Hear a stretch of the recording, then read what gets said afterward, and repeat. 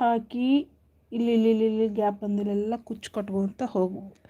ಇದು ಒಂದು ಡಿಸೈನು. ಇದನ್ನು ಒಂದು ಸ್ಟೆಪ್ ಹಾಕೋಬೋದು, 2 ಸ್ಟೆಪ್ ಹಾಕೋಬೋದು, ಕಾಂಟ್ರಾಸ್ಟ್ ಮಾಡ್ಕೊತ 3 ಸ್ಟೆಪ್ ಹಾಕೋಬೋದು. ಓಕೆ, ದೆನ್ ಇದನ್ನು ಇವೆರಡು ಬೇಸ್ ಸ್ಟೆಪ್ ಇಲ್ದೇ ಡೈರೆಕ್ಟ್ ಇಲ್ಲಿಂದನೇ ಕಟ್ಕೊಳ್ಬೋದು ಈ ಡಿಸೈನ್.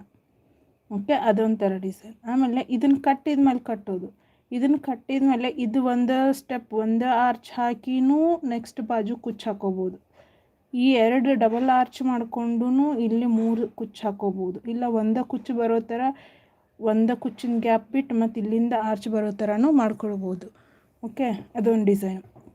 ಇನ್ನೂ ಒಂದು ಹೆಂಗಂದರೆ ಈ ಮಧ್ಯದಲ್ಲಿರೋದನ್ನು ಸ್ಕಿಪ್ ಮಾಡಿ. ಇಷ್ಟು ದೊಡ್ಡ ಆರ್ಚ್ ಬೇಡ ನಮಗೆ, ಇದು ಪೂರ ಮಾಡಿದ್ದಂತೂ ಒಂದು ಡಿಸೈನ್ ಆಗ್ಯದ. ಈಗ ಇಷ್ಟು ದೊಡ್ಡ ಆರ್ಚ್ ಬೇಡ ಅನ್ನೋರು ಈ ಡಿಸೈನ್ ಮಾಡಿಕೊಂಡು ಇದರ ಮೇಲ್ಗಡೆನೆ ಇದನ್ನ ಮಧ್ಯದಲ್ಲಿರೋದನ್ನು ಸ್ಕಿಪ್ ಮಾಡಿಕೊಂಡು ಈ ಥರ ಪೆಟಲ್ಸ್ ಥರ ಬರೋ ಥರ ಈ ಡಿಸೈನ್ ಮಾಡ್ಕೊಳ್ಬೋದು. ಓಕೆ,